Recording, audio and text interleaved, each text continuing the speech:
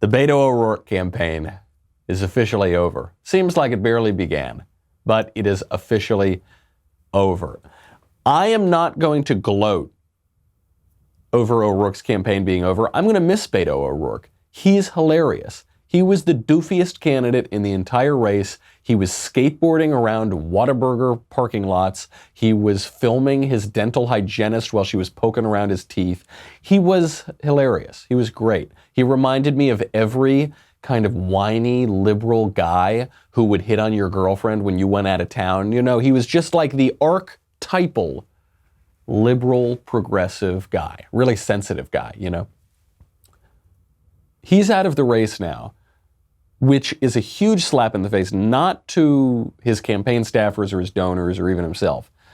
It's a huge slap in the face to the mainstream media. The reason that Beto O'Rourke dropping out matters, the only reason that it matters, is because it highlights something that we talk about every other day on this show probably, which is you should not believe the press. That's the mainstream media for you. And guess who the mainstream media's favorite presidential candidate was for months?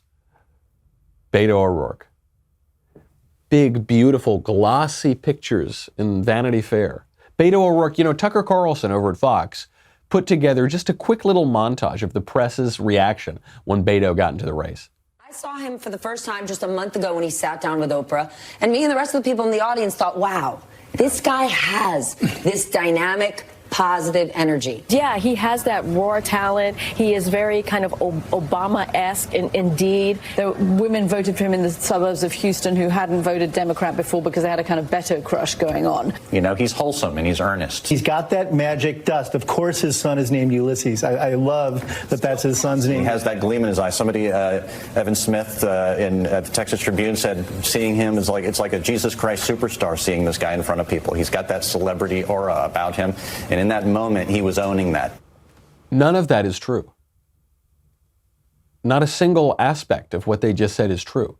He's not terribly charismatic. He's really awkward and weird and stiff and goofy. He's not like a celebrity. He doesn't make women swoon. He's kind of a weird guy. He's not Jesus Christ. I know the press actually said he was Jesus Christ Superstar. He's not. He's an ex-congressman who lost a Senate seat, who lost a presidential race, who skateboards around a Whataburger parking lot. He's also not that earnest. I mean, he tries to affect an earnest persona.